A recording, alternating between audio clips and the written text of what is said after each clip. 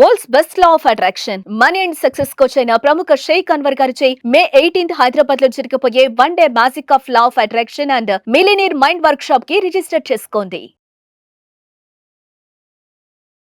Welcome to Sumanti. నేను మీ సుమంటి వినాయక్. అక్షయ తృతీయ ఆ రోజు ఉండేటువంటి ప్రాముఖ్యత ఏంటి?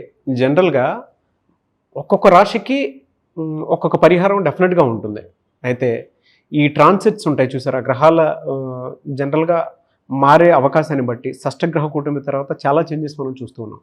మేషరాశి వారికి ఏ విధంగా ఉండే అవకాశం ఉంటుంది అనేది ఈరోజు మనతో పాటు వేదిక ఆస్ట్రాలజర్ ఉమా గారు ఉన్నారు. అది వారి మాట్లాడి తెలుసుకుందాం. నమస్కారం ఉమా గారు. నమస్తే నాగరాజ్ గారు. అకార్డింగ్ టు వేదిక ఆస్ట్రాలజీ కనుక మనం చూసుకుంటే అండి, అక్షయ తృతీయ నక్షత్రం తిథి ఏ విధంగా ఉంది, సో ఎలాంటి పరిహారాలు పాటించాల్సిన అవసరం ఉంటుందంటారు? తప్పకుండా అండి. అక్షయ తృతీయ ఈ రాబోయేటువంటి ఏప్రిల్ 30వ తారీఖు బుధవారము రోహిణి నక్షత్రము కలిసింది. మన శాస్త్రములు పురాణముల ప్రకారము కృతయుగము అని పిలువబడేటువంటి యుగము ఈ యొక్క తది నాడే ప్రారంభమైందట. అందుకనే ఆ రోజున మనం ఏమి చేసినా ఏ పాజిటివ్ థింగ్స్ అండి, ఏ దానము కానీ, జపము కానీ, తర్పణము కానీ, హోమము కానీ, పరిహారము కానీ, ధ్యానము కానీ, ఎనీథింగ్ మనం ఏం చేసినా అక్షయం అవుతుంది. అంటే కోటి రెట్లు ఫలితాలను ప్రసాదిస్తుంది. మనం చూస్తే మన ఆస్ట్రాలజీలో కానీ, లేకపోతే మనం ఫాలో అయ్యేటువంటి ధర్మంలో కానీ కొన్ని ప్రత్యేకమైన వారాలకి, తిథులకి, తరువాత గ్రహాల యొక్క స్థితిగతులకి చాలా ప్రాముఖ్యత ఉంది. అంటే ఈ ప్రత్యేకమైన వారము, ప్రత్యేకమైన తిథి కలిస్తే వచ్చేటువంటి కాంబినేషన్లో పుట్టేటువంటి శక్తి చాలా ఎక్కువగా ఉంటుంది. అలాంటి తిథుల్లో అక్షయ తృతీయ కూడా ఒకటి. ఈ తిథి నాడు బుధవారము కలిసి రావడం అనేటువంటిది వెరీ రేర్ కాంబినేషన్ అండి. అంటే వెరీ పవర్ఫుల్ అని అర్థము. అందులోనూ రోహిణీ నక్షత్రం కలిసి రావడం అనేటువంటిది ఇంకా పవర్ఫుల్ అని అర్థము.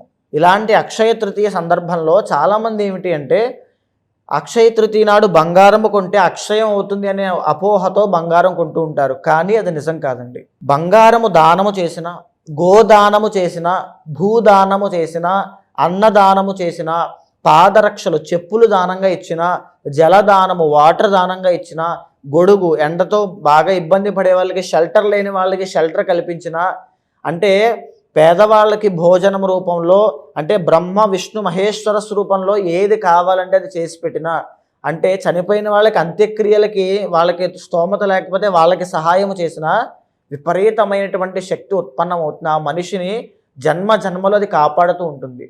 అలాంటి పనులు అక్షయ తృతీయ నాడు చేయాలి. పడుకోవడానికి వసతి లేని వాళ్ళకి పడుకోవడానికి ఒక చాప తలగడో కానీ, ఇలాంటివన్నీ కూడా. అండ్ మనం ఇంకా స్పిరిచువల్ సైడ్కి వచ్చేసరికి ఆ రోజున ఏమి చేసినా భగవత్ తర్పణములు కానీ, భగవద్ నమస్కారములు కానీ, భగవద్ దర్శనములు కానీ ఏమి చేసినా అక్షయం అవుతాయి. అందుకనే దీనికి అక్షయ తృతీయ అని పేరు వచ్చింది.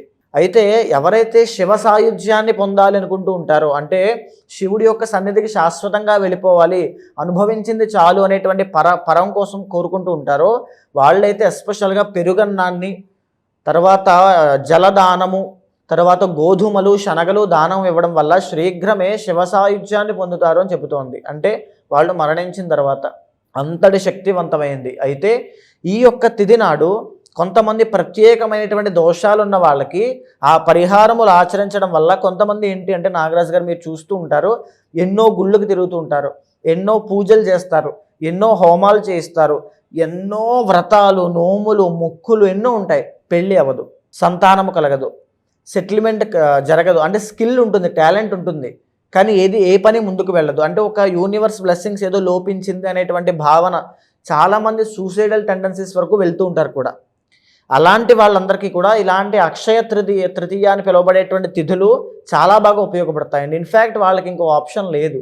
ఇలాంటి తిథుల్లో చేసుకోవడం అనేటువంటిది చాలా శ్రేయస్కరము. సో ఈ తిథి నాడు కనుక ఎవరైనా సరే అమ్మవారిని, మహాలక్ష్మి స్వరూపాన్ని ధ్యానము చేసిన విపరీతమైన అంటే ధనలాభం కలుగుతుంది. ఫైనాన్షియల్ స్ట్రగుల్స్ అన్నీ పోతాయి, రుణ బాధలు తగ్గుతాయి.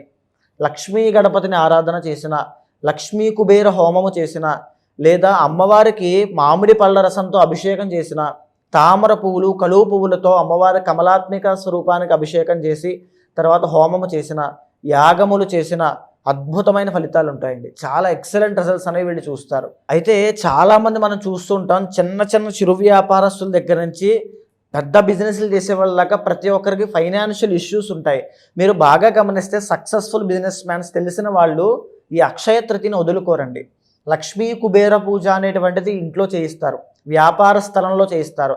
ఎవరైతే రుణ బాధలు, ఎస్పెషల్లీ అప్పుల్లో కూరుకుపోయి అసలు నాకు వేరే మార్గము కనబడట్లేదు, అన్నీ కూడా నాకు టైట్ అయిపోయండి, నాకు ఇంకా దారి లేదు అనేటువంటి పరిస్థితులు ఉన్న వాళ్ళకి కూడా అక్షయ తృతీయ నాడు కనుక లక్ష్మీ కుబేర హోమము కానీ, కమలాత్మిక హోమము కానీ, లేకపోతే లక్ష్మీదేవికి సంబంధించినటువంటి యాగము కానీ, చండీ యాగము కానీ ఏమి చేసినా విశేషమైన ఫలితం లభిస్తుంది. శ్రీరుద్ర యాగము, మహాలింగార్చన అంటే వెంటనే ఇమీడియట్ రిజల్ట్స్ అనేవి వాళ్ళకి కనబడతాయి.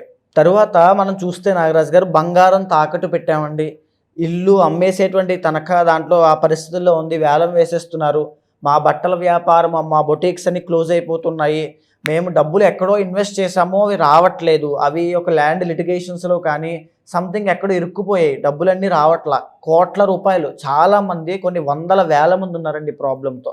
ఆ ప్రాబ్లంతో ఉన్నవాళ్ళు కూడా అక్షయ తృతీయ నాడు మానకుండా మీ పర్సనల్ చార్ట్ చూసుకున్న తర్వాత ఏవైతే ఉంటాయో ఆ పరిహారములన్నీ అక్షయ తృతీయ నాడు చేయించండి అమ్మా. విశేషమైన సిద్ధి కలుగుతుంది, ఇమీడియట్ రిజల్ట్స్ అనేవి ఖచ్చితంగా చూస్తారు మీరు. మేషరాశి వారికి ఏ విధంగా ఉండే అవకాశం ఉంటుంది, అంటే ఎలాంటి పరిహారాలు, ఎలాంటి మార్పులు చేర్పులు జరిగే అవకాశం ఉంటుందంటారు? ఇప్పుడు ఫర్ సపోజ్ మేషరాశి వాళ్ళకి తీసుకుంటే నాగరాజు గారు, వీళ్ళకి జరిగినటువంటి మార్చి 30వ తారీఖున షష్టగ్రహ కూటమి అనేటువంటి ఎఫెక్ట్ ఒకటి, తర్వాత మార్చి 30వ తారీఖు దగ్గర నుంచి ఏలినాటి శని దోషం అనేటువంటిది స్టార్ట్ అయ్యాయి.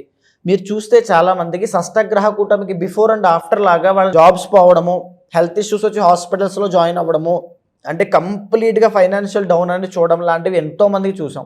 అయితే అలాంటి వాళ్ళకి పైగా ఏలినాటి శని స్టార్ట్ అయింది వీళ్ళకి, అంటే విపరీతమైన డబ్బులు లాస్ అవ్వడం, సో ఇలాంటివన్నీ ఎక్కువగా ఉంటాయి. పైగా మే 15th దగ్గర నుంచి ఇప్పటి వరకు వీళ్ళని కాపాడుతున్నటువంటి గురుడు కూడా 3rd హౌస్లోకి వెళ్తున్నాడు, 3వ స్థానమైనటువంటి మిథునంలోకి ఎంటర్ అవుతున్నారు. దానివల్ల పోయేటువంటి గురుబలం పోవడం అయినా, ఆ గురుడు యొక్క బలం పెరగడం కోసమైనా, గురుడు దేనికి కారణం అవుతారండి? ధనానికి, సక్సెస్కి, జ్ఞానానికి, అంటే విద్యార్థులకి విద్యాలోపము, చదువుకునే వాళ్ళ స్టూడెంట్స్కి, తర్వాత వ్యాపారం చేసే వాళ్ళకి, ఉద్యోగం చేసుకునే వాళ్ళకి సడన్గా జాబ్స్ ఏదైనా ఇబ్బంది రావడము, తర్వాత ఏంటి అంటే సక్సెస్ లేకపోవడం, అంటే కాంపిటేటివ్ ఎగ్జామ్స్ రాసే వాళ్ళకి వీళ్ళకి అందరికీ కూడా. సో ఈ రకమైనటువంటి ఇబ్బందులు గురుబలం పోవడం వల్ల రాకుండా అక్షయ తృతీయ నాడు కనుక వీళ్ళు లక్ష్మీ కుబేర పూజ కానీ, పర్సనల్ చార్ట్ అనేది చాలా ఇంపార్టెంట్ నాగరాజ్ గారు.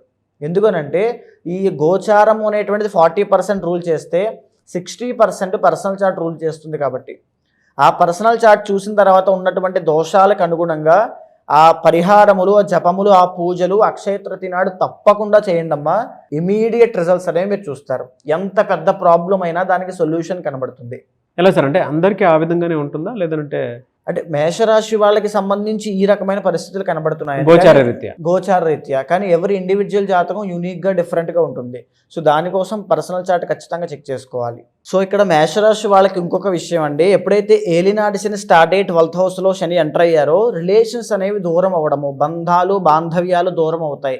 అది మ్యారీడ్ లైఫ్లో అవ్వచ్చు, ఫ్యామిలీలో అవ్వచ్చు, అత్తగారి దగ్గర నుంచి స్ట్రగుల్స్ అవ్వచ్చు, మనశ్శాంతి లోపించడం అవ్వచ్చు, ఇలా ఇవన్నీ కూడా ఏలినాటి శని స్టార్ట్ అవ్వడము, ఈ శని దోషం రావడం దీనివల్ల కలుగుతూ ఉంటాయి. అండ్ భార్యాభర్తల మధ్యలో విభేదాలు, మిస్అండర్స్టాండింగ్స్ అండి, ఫైనాన్షియల్ ప్రాబ్లమ్స్ వల్ల కలిగేటువంటివి, వీటికి కూడా అక్షయ తృతీయ అనేటువంటిది సొల్యూషన్ అండి. అక్షయ తృతీయ నాడు కనుక పర్సనల్ చార్ట్ చూసుకుని దానికి సంబంధించిన పూజలు చేయండి, ఆ మంత్ర ఉపాసన చేయండి, ఆ ధ్యానము చేయండి, ఆ స్తోత్ర పారాయణ చేయండి, ఆ రోజును సద్వినియోగం చేసుకోండి, లైఫ్లో సొల్యూషన్ అనేది కనబడుతుంది మీకు. ఎలా సార్, అంటే మిమ్మల్ని అప్రోచ్ అవ్వాలి అని అంటే ప్రాసెస్ ఏంటి, ఎలా ఉంటుంది? అంటే కొంతమంది అంటే గోచార రీత్యా ఇదంతా ఉంది కాబట్టి డెఫినెట్గా వాళ్ళ పర్సనల్ చార్ట్ త్రూ తెలుసుకొని ఆ రోజు ఏ రెమెడీ పర్సనల్గా దానికి సంబంధించి చేయొచ్చు అని చెప్పేసి తెలుసుకోవాలి అనుకుంటున్న వాళ్ళు ఉన్నారు. ఎలా మిమ్మల్ని అప్రోచ్ అవ్వాలంటే?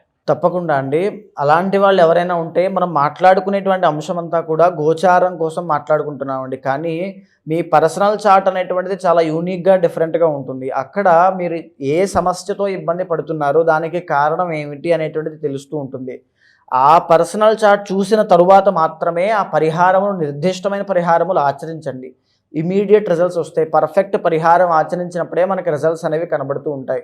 సో అలాంటి వాళ్ళు ఎవరైనా ఉంటే తప్పకుండా మీకు కింద కనిపించే నెంబర్కి కాల్ చేస్తే మా వాళ్ళు మీకు పూర్తి వివరాలు అందిస్తారు. తప్పకుండా అపాయింట్మెంట్ తీసుకున్న వాళ్ళకి గోచారము, పర్సనల్ చార్ట్ చూసిన తర్వాత పరిహారములు చేయించి ఒక మంత్రోపాసన ఇచ్చి వాళ్ళకి మంచి రిజల్ట్స్ వచ్చేలా చేస్తానమ్మా. డెఫినెట్గా అండి. ఎనీవే సార్, థ్యాంక్ యూ అండి, థ్యాంక్ యూ సో మచ్ అమ్మా గారు. చూసారు కదండి ఈ వీడియోపై మీ అభిప్రాయం కమెంట్ బాక్స్లో పోస్ట్ చేయండి. ముఖ్యంగా మీరు కనుక అకార్డింగ్ టు వేదిక్ ఆస్ట్రాలజీ మీ పర్సనల్ చార్ట్ ఏ విధంగా ఉందో తెలుసుకోవాలి అనుకుంటే, ఎస్పెషల్లీ అక్షయ తృతీయ నుంచి ఏ విధంగా ఉండబోతుంది అనేటువంటి విషయం తెలుసుకోవాలనుకున్నా కూడా స్క్రీన్ మీద మీకు కాంటాక్ట్ నెంబర్ కనిపిస్తుంది. దాన్ని మీరు కాల్ ఆర్ మెసేజ్ వాట్సాప్ చేసి అపాయింట్మెంట్ బుక్ చేసుకోండి. అండ్ ఈ వీడియో లైక్ చేయండి, షేర్ మాత్రం తప్పకుండా చేయండి. ఇలాంటి మరిన్ని వీడియోస్ కోసం మా ఛానల్ ఫాలో అవ్వండి. Thank you.